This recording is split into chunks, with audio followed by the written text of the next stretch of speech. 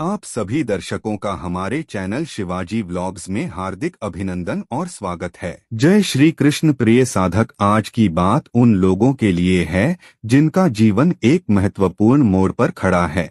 क्या आपने कभी महसूस किया है कि यह संपूर्ण सृष्टि संचालित करने वाली अदृश्य शक्ति आपसे कुछ कहना चाहती है? अक्सर लोग सोचते हैं कि ईश्वर दिखाई नहीं देते तो वे कैसे बात करेंगे, लेकिन वास्तविकता यह है कि परमात्मा हर पल हर क्षण हमसे संवाद करते हैं। हमें बस उनकी भाषा समझने की आवश्यकता है। ईश्वर कभी मौन नहीं रहते, वह निरंतर बोलते हैं, लेकिन हम बाहरी शोर और व्यस्तता में इतने खोए हुए हैं कि उनकी धीमी कोमल आवाज हमें सुनाई नहीं देती। यह जान लेना चाहिए कि जब भी परमात्मा किसी आत्मा को विशेष संदेश देना चाहते हैं तो वे 4 स्पष्ट संकेत भेजते हैं। यदि ये संकेत किसी के जीवन में प्रकट हो रहे हैं तो यह समझ लेना चाहिए कि अब वह व्यक्ति एक असाधारण आध्यात्मिक यात्रा की दहलीज पर खड़ा है। ये संकेत कोई संयोग नहीं है, बल्कि यह दर्शाते हैं कि ईश्वर स्वयं उस व्यक्ति को अपने करीब बुला रहे हैं और उसे एक उच्च चेतना की ओर ले जाने की तैयारी कर रहे हैं। अब आगे उन संकेतों के बारे में विस्तार से बताया जाएगा जो यह सिद्ध करते हैं कि भगवान आपसे बात करना चाहते हैं। दोस्तों, आगे बढ़ने से पहले आपसे एक खास निवेदन है। अगर यह वीडियो आपको अच्छा लगे तो इसे लाइक कीजिए, चैनल को सब्सक्राइब कीजिए और सबसे जरूरी बात, इस वीडियो को हाइप करना बिल्कुल मत भूलिए।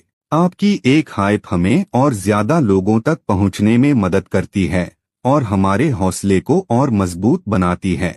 आपका एक लाइक हमें ऐसे ही और दिव्य व प्रेरणादायक वीडियो बनाने की ताकत देता है। इसलिए कृपया करके इस वीडियो को लाइक और हाइप करके इस वीडियो को पूरा देखिए और दूसरों के साथ शेयर भी कीजिए। चलिए अब बिना देरी किए वीडियो को शुरू करते हैं। पहला संकेत, गहन भावनात्मक उथल-पुथल और आंतरिक संघर्ष। यह चौथा संकेत सबसे कठिन है, सबसे असहज है, लेकिन साथ ही सबसे महत्वपूर्ण और शक्तिशाली भी है। जब भगवान किसी व्यक्ति से बात करना चाहते हैं और उसे उच्च चेतना की ओर धकेलते हैं तो कभी कभी वे उसके जीवन में एक आध्यात्मिक तूफान ले आते हैं। उस व्यक्ति ने यह अनुभव करना शुरू कर दिया होगा कि अचानक सब कुछ अस्त व्यस्त हो गया है। वह गहन भावनात्मक उथल-पुथल महसूस कर रहा है, जैसे पुराने घाव फिर से खुल गए हों और दर्द सतह पर आ गया हो।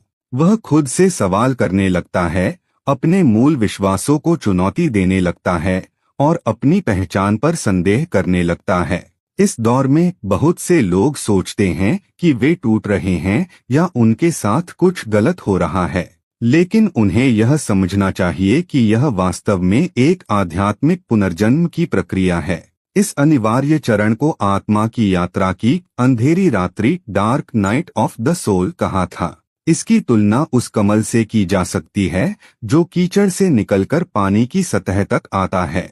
कमल को प्रकाश तक पहुंचने के लिए अंधेरे और प्रतिरोध में से संघर्ष करना पड़ता है, लेकिन जब वह सतह पर आकर सूरज की रोशनी को छूता है तो वह खिल उठता है और उसकी सुंदरता अद्वितीय होती है। ठीक उसी तरह जब परमात्मा उस व्यक्ति को एक उच्च स्तर पर ले जाना चाहते हैं तो सबसे पहले पुराने को तोड़ना पड़ता है।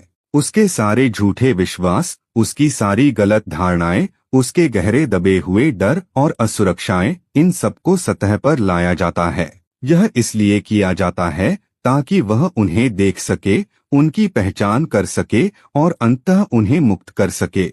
यह प्रक्रिया दर्दनाक हो सकती है, हाँ, लेकिन परिवर्तन के लिए आवश्यक है। यह किसी सर्जन द्वारा घाव को खोलने जैसा है। यह कष्टदायक है, पर यह उपचार और संपूर्ण स्वास्थ्य के लिए निर्णायक है। यह गहन संघर्ष एक संकेत है कि उस व्यक्ति का आध्यात्मिक विकास बहुत तेजी से हो रहा है। परमात्मा उसे केवल बात करने के लिए नहीं, बल्कि उसे पूरी तरह से रूपांतरित करने के लिए यह रास्ता दिखा रहे हैं। इस कठिन समय में विश्वास रखना और अपने भीतर के इस शुद्धिकरण को स्वीकार करना ही इस शक्तिशाली संकेत का सही उत्तर है। दूसरा संकेत, बार बार प्रतीकों, संख्याओं और संदेशों की पुनरावृत्ति। जब परमात्मा किसी व्यक्ति से संवाद करना चाहते हैं तो वह सीधा नहीं बोलते, वे ब्रह्मांड की सबसे रोचक और रहस्यमय भाषा का उपयोग करते हैं। यह है प्रतीकों और संकेतों की भाषा। तीसरा शक्तिशाली संकेत इसी संवाद को दर्शाता है। एक ही संख्या, प्रतीक या संदेश का बार बार दिखाई देना। उस व्यक्ति ने यह अनुभव करना शुरू कर दिया होगा कि कहीं भी किसी भी समय एक ही संख्याएं बार बार सामने आती हैं। घड़ी में, किसी बिल पर, गाड़ी की नंबर प्लेट पर, या यहाँ तक कि किसी किताब के पन्ने में। या शायद एक खास प्रतीक जैसे कोई विशेष पक्षी, एक तितली या एक फूल लगातार उसका ध्यान आकर्षित करता है। इससे भी अधिक, एक ही वाक्य या एक ही मार्गदर्शक विचार अलग अलग स्रोतों से बार बार उसके कानों तक पहुंचता है। यह सब मात्र संयोग नहीं है। ब्रह्मांड में कुछ भी संयोग से नहीं होता। हर घटना का एक गहरा उद्देश्य होता है। जब कोई चीज बार बार उस व्यक्ति के ध्यान में आती है तो यह परमात्मा का तरीका है उसे कुछ अत्यंत महत्वपूर्ण बताने का। यह उसकी चेतना के द्वार पर एक दिव्य दस्तक है। यह संभव है कि वह संख्या किसी तिथि या आगामी घटना का संकेत दे रही हो सकता है कि वह प्रतीक किसी ऐसे गुण का प्रतिनिधित्व करता हो जिसे उस व्यक्ति को विकसित करना है, या शायद वह संदेश ही वह मार्गदर्शन है जिसकी उसे अपने जीवन के वर्तमान मोड़ पर सबसे अधिक आवश्यकता है। उदाहरण के लिए, कई आध्यात्मिक परंपराओं में एक ही अंक की पुनरावृत्ति को जागृति या परिवर्तन का निमंत्रण माना जाता है। यह परमात्मा का सीधा बुलावा होता है, जागो, तुम्हारा समय आ गया है। ये संकेत अत्यंत व्यक्तिगत होते हैं। किसी के लिए यह संख्या हो सकती है, किसी के लिए एक विशेष गीत जो बार बार बजता है। महत्वपूर्ण यह है कि वह व्यक्ति सजग और जागरूक रहे। जब कोई चीज बार बार दोहराई जाए तो उसे केवल संयोग मानकर नजरअंदाज नहीं करना चाहिए। उसे रुकना चाहिए, ध्यान देना चाहिए और अपने अंतर्मन, इंट्यूइशन से पूछना चाहिए कि यह संकेत क्या कहने की कोशिश कर रहा है। अंतर्ज्ञान, इंट्यूइशन ही भगवान की भाषा है। जब वह व्यक्ति शांत होता है और ध्यान देता है तो उसका अंतर्ज्ञान उसे स्पष्ट रूप से बता देगा कि ये ब्रह्मांडीय संकेत क्या संदेश दे रहे हैं। इस संवाद को स्वीकार करना ही ईश्वरीय मार्गदर्शन को अपने जीवन में उतरने देना है। तीसरा संकेत, पुरानी आदतों और रिश्तों से अचानक विरक्ति। जब भगवान किसी व्यक्ति को उच्च चेतना की ओर ले जाने का निश्चय करते हैं तो वे एक ऐसी प्रक्रिया शुरू करते हैं जिसके लिए नए की शुरुआत हेतु पुराने को छोड़ना अनिवार्य हो जाता है। यह दूसरा शक्तिशाली संकेत है। पुरानी आदतों और वर्षों पुराने रिश्तों से अचानक मुक्ति की इच्छा का जन्म होना। उस व्यक्ति ने यह अनुभव करना शुरू कर दिया होगा कि वे आदतें जो लंबे समय से उसके जीवन का हिस्सा थीं, अब उसे अजीब और बेमानी लगने लगी हैं। वे मित्र जिनके साथ घंटों समय बिताया जाता था, उनकी बातें अब खोखली प्रतीत होने लगी हैं। वे कार्य जिनमें पहले आनंद आता था, अब व्यर्थ लगने लगते हैं। यह सब अचानक नहीं हो रहा है, यह एक दिव्य योजना का अभिन्न अंग है। इसका कारण सरल है, हमारी पुरानी आदतें और रिश्ते एक निश्चित निचले चेतना स्तर से जुड़े होते हैं। जब परमात्मा हमें उस स्तर से ऊपर उठाना चाहते हैं तो पुरानी चीजें आगे की यात्रा में साथ नहीं चल सकती। जैसे एक सर्प अपने बढ़ते शरीर के लिए छोटी पड़ चुकी खाल को त्याग देता है, ठीक उसी तरह जब आत्मा का विकास हो रहा होता है तो पुराने पैटर्न, ढांचे छोटे पड़ जाते हैं। यह परिवर्तन कभी कभी असहज और भावनात्मक रूप से दर्दनाक भी हो सकता है, क्योंकि हम अपनी आदतों और रिश्तों से गहरा जुड़ाव महसूस करते हैं। लेकिन हमें इस परिवर्तन का विरोध नहीं करना चाहिए। यदि किसी व्यक्ति को यह महसूस हो रहा है कि कुछ रिश्ते या आदतें अब उसके लिए सही नहीं हैं, तो यह सीधे परमात्मा का संदेश है कि अब आगे बढ़ने का समय आ गया है। यह किसी को दोष देने या नकारात्मकता महसूस करने के लिए नहीं है, बल्कि यह समझने के लिए है कि हर चीज का एक समय होता है। यह विरक्ति वास्तव में आत्मा की शुद्धि की प्रक्रिया है।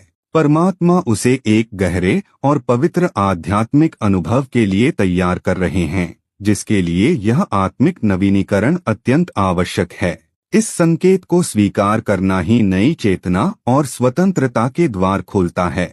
चौथा संकेत, एकांत की तीव्र और अचानक पुकार। जब परमात्मा किसी आत्मा को एक विशेष संदेश देना चाहते हैं तो वह सबसे पहले उस व्यक्ति को बाहरी दुनिया के अनावश्यक शोर और भीड़भाड़ से दूर ले जाते हैं। यही वह पहला और अत्यंत स्पष्ट संकेत है, एकांत की अचानक तीव्र इच्छा का जागृत होना। उस व्यक्ति ने अक्सर यह अनुभव करना शुरू कर दिया होगा कि उसका मन अब सामाजिक समारोहों या दिखावटी गतिविधियों में नहीं लगता। पार्टियां या फालतू की गपशप अब उसे आकर्षित नहीं करती, बल्कि उबाऊ लगने लगती हैं। यह अवस्था कोई अवसाद या निराशा नहीं है, जैसा कि कई लोग गलती से मान लेते हैं। यह वास्तव में एक दिव्य बुलावा है। यह वह क्षण है जब अंतर्मन अपने वास्तविक स्रोत से जुड़ने के लिए एकांत की खोज शुरू कर देता है। जब वह व्यक्ति अकेले बैठना पसंद करने लगता है या जब उसे प्रकृति में शांत और मौन स्थानों पर घूमना अच्छा लगने लगता है, तो उसे समझ लेना चाहिए कि यह परमात्मा का पहला इशारा है। भगवान उसे अपने करीब बुला रहे हैं। उन्हें अपने भीतर के प्रकाश को जगाने के लिए सबसे पहले बाहरी शोरगुल से दूर होना आवश्यक है। गुरु तभी प्रकट होते हैं जब शिष्य तैयार होता है। और शिष्य की यह तैयारी क्या है? यह एकांत में जाने का साहस है। यह अपने भीतर झांकने की हिम्मत है। जब कोई व्यक्ति भीड़ में रहता है तो उसका ध्यान हमेशा इस बात पर रहता है कि लोग क्या कह रहे हैं या क्या कर रहे हैं। लेकिन जब वह एकांत को अपनाता है तो उसका ध्यान भीतर की ओर मुड़ता है, उस गहराई की ओर जहां परमात्मा स्वयं निवास करते हैं। वह दिव्य शक्ति इंतजार कर रही है कि कब यह आत्मा बाहरी दुनिया को छोड़कर अपने अंतर्मन की गहराइयों में उससे मिलने आएगी। एकांत की यह इच्छा केवल एक प्रारंभिक निमंत्रण है, एक संकेत है कि अब आत्मखोज और गहन संवाद का समय आ गया है। इस पुकार को स्वीकार करना ही इस आध्यात्मिक यात्रा की पहली सबसे शक्तिशाली शुरुआत है। अब जब उस व्यक्ति ने परमात्मा के 4 स्पष्ट और शक्तिशाली संकेतों को पहचान लिया है, चाहे वह एकांत की पुकार हो, पुरानी आदतों से विरक्ति हो, प्रतीकों की पुनरावृत्ति हो या आंतरिक संघर्ष हो, तो यह समझना आवश्यक है कि यह केवल जानने की प्रक्रिया नहीं है, बल्कि उत्तर देने की प्रक्रिया है। जब परमात्मा स्वयं दरवाजा खटखटाते हैं तो हमें उसे खोलना ही पड़ता है। ये संकेत इस बात की घोषणा है कि आत्मा परिवर्तन के लिए तैयार है। लेकिन इस निमंत्रण का सक्रिय रूप से जवाब कैसे दिया जाए? इसका उत्तर 3 सरल मगर शक्तिशाली कदमों में निहित है, जो व्यक्ति को बाहरी दुनिया से हटाकर सीधे भीतर के दिव्य संवाद से जोड़ते हैं।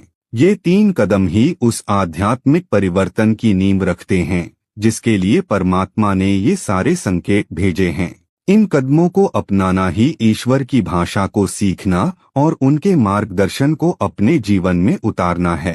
पहला और सबसे महत्वपूर्ण कदम है ध्यान, मेडिटेशन। ध्यान ही वह सीधा मार्ग है जो आत्मा को परमात्मा से जोड़ता है। जब वह व्यक्ति ध्यान में बैठता है तो वह उस शांत आंतरिक अवस्था में प्रवेश करता है जहां भगवान की आवाज सबसे स्पष्ट रूप से सुनाई देती है। शुरुआत में मन भटक सकता है, विचार आ सकते हैं, लेकिन नियमितता सबसे महत्वपूर्ण है।